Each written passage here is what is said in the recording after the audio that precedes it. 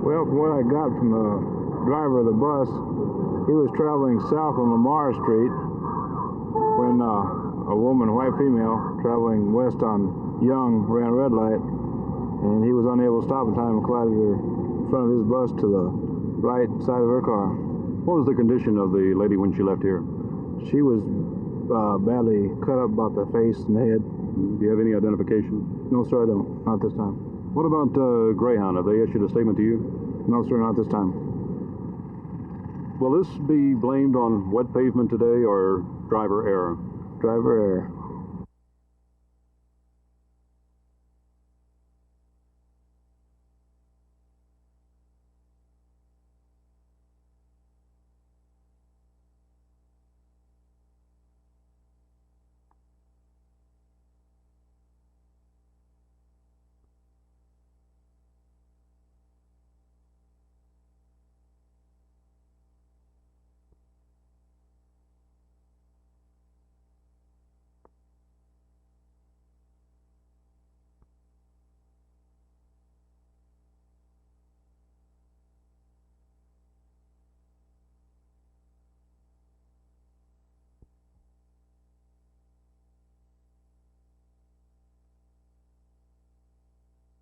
And we've been before them, and all they're giving us is promises and promises. Nothing has been done about this place. Have there been other fires here in the past? Yes, sir. We had some fires in 1970, I believe about 5 times before we went to the city council on May the 25th. We need a fence over here in this place to stop all this paper from blowing away from the place, and to keep the children away from endanger their lives, because they go in there and play and they might get hurt. And if we had a fence there, we could stop a lot of paper from blowing away from this property.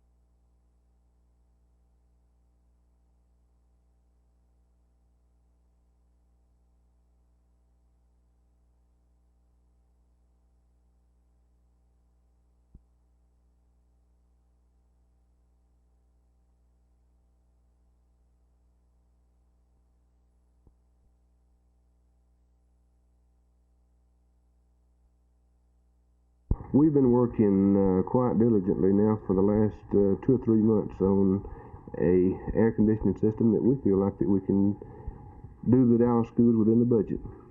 And why has the controversy come up about the air conditioning? Well, originally the consultant engineer that was retained by the district and the Consultant Engineers Council of Texas had developed guidelines that the school district could follow in air conditioning the schools. And we developed our first 5 bids around those sets of guidelines and found out quite shockingly that we cannot air condition our schools within the budget and possibly follow closely those guidelines. And you do not believe we'll have to ask the taxpayers for any more money? At this time, from looking closely at the systems that we're proposing to use in the schools, I feel fairly confidently that we can do it within the money if our inflation doesn't run away any more than it has in the past few years.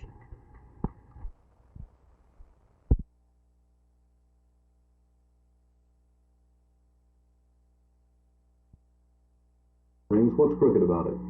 Well, I don't want to say at the present time, but we are right now, we're trying to get, of course, a state investigation of the whole matter. Mr. Parker, in your letter, you state that at least one of the councilmen have passed criminal indictments. That's right. For what? I don't know. Chief West has the records on this himself personally. One of the present councilmen has a criminal indictment, and one of the past councilmen that was voted in illegally to fill a 3-month period had 4 criminal indictments against him. Do you know for what, sir? No, I don't. I'd have to get that from former Chief Police Milton West.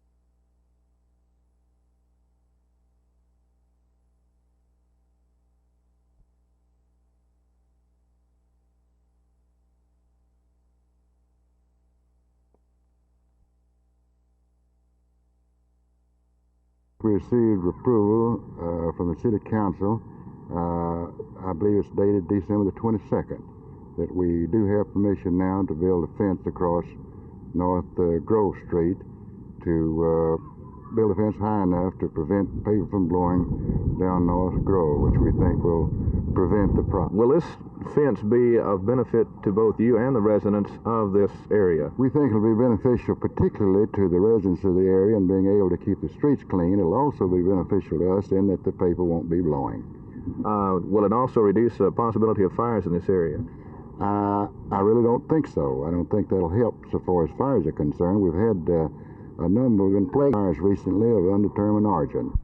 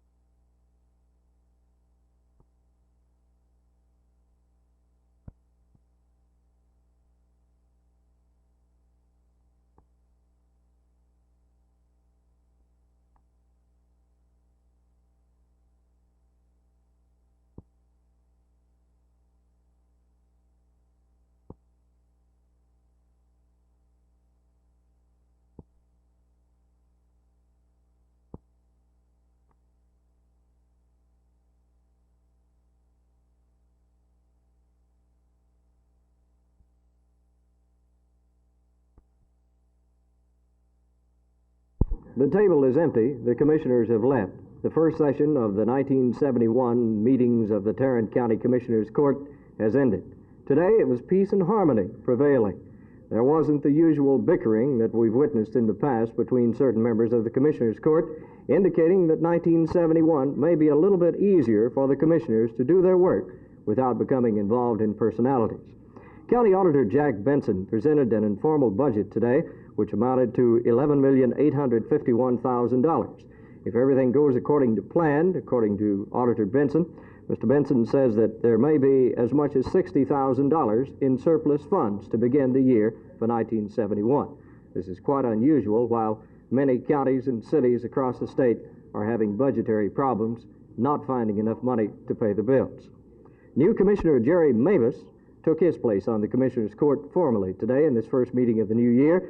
He replaces Punch Wright, who was on the Commissioners Court for a number of years.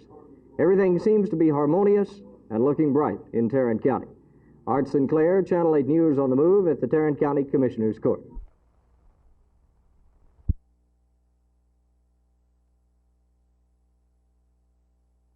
You know, this is sort of a cold night to be sitting out so long. Do you think you're going to last the night? Oh, yes, sir. I hope I do anyway. Plan to go ahead and sleep here or stay up and play Monopoly the rest of the night? Well, we're supposed to stay here till about 12, and then our parents are supposed to come and relieve us. In other words, you're sort of getting paid to sit for somebody else right now. Yes, sir. How much would it take to pay you to really sit all night long here? Do you think you could take it? Yes, anything for the Dallas Cowboys to be able to go and watch them play.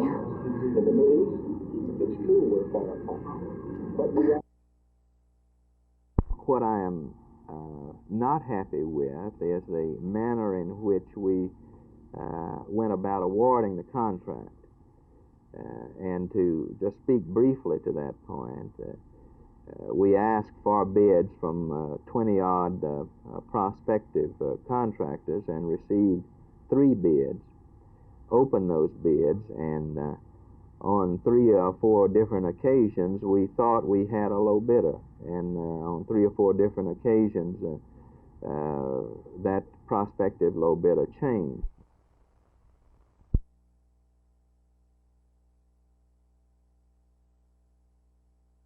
No, I don't feel that it was. I think the question arose when the proposal that Gold Cross submitted was revised, or at least there was a change in it from what was submitted to the City Council last Monday.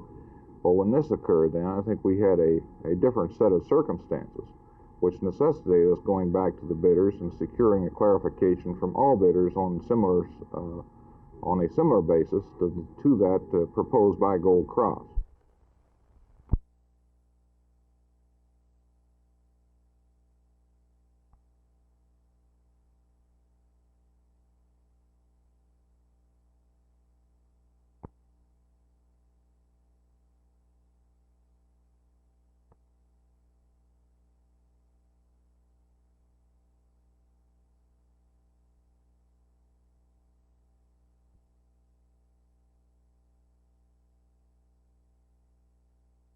This is the village of Abu Ghosh, an Arab village located on the highway between Jerusalem and Tel Aviv.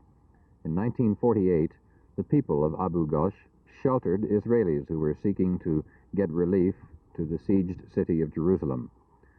In that sense, they were the only Arab village in this district to help the establishment of the Israeli state. There are other Arab villages in what is now considered Israel on the western bank. One of those which we visited was Birzeit, located north of Jerusalem. We went to Birzeit in order to talk to a man by the name of Musa Nasir. He's a former foreign minister of Jordan. He's now the president of a junior college in Birzeit, and he's one of the major Arab writers of the Palestinian type. Musa Nasir did not want to talk to us on film. He said he couldn't do that because he couldn't speak freely and couldn't be honest about his feelings. However, I talked with him privately, and the impression that I got from him was one of a smiling cooperation with the authorities, but inside a deep resentment. In fact, resentment might be a gentle word for the feelings he expressed.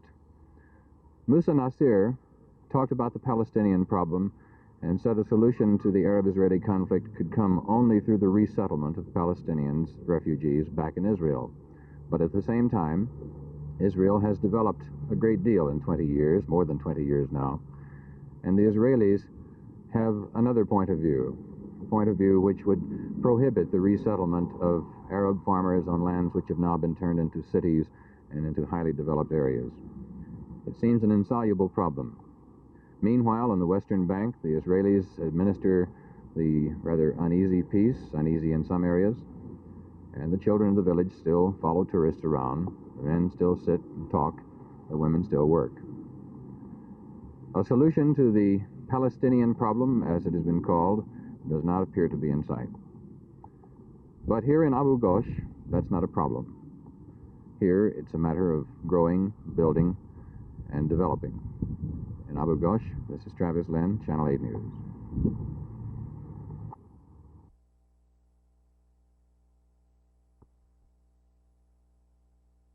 In the good old summertime. Hey, fella. Hey, guy. What are you doing out here?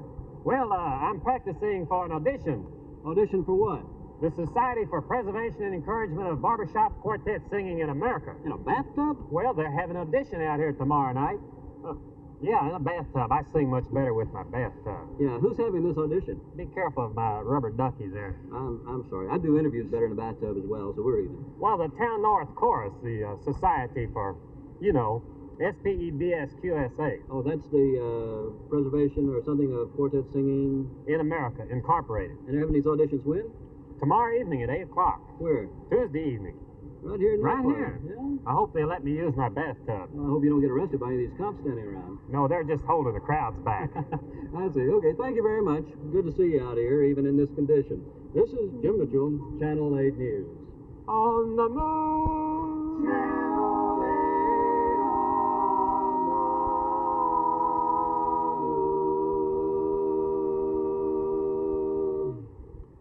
Why me, Travis? Why me?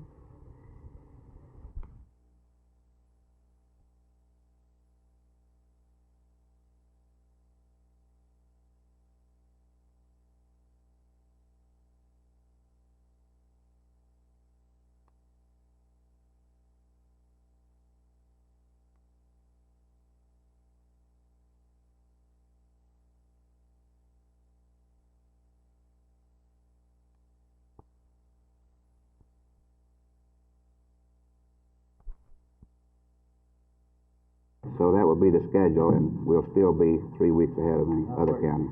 We won't vote on this thing next month. Mm-hmm. Then I'll give you your 7 days, whatever it is, for advertising. Yes, sir. Then we'll, final adoption will be the 18th. That's right. I'll move first passage then on the general. Okay. Motion by Mr. Richardson, second by Mr.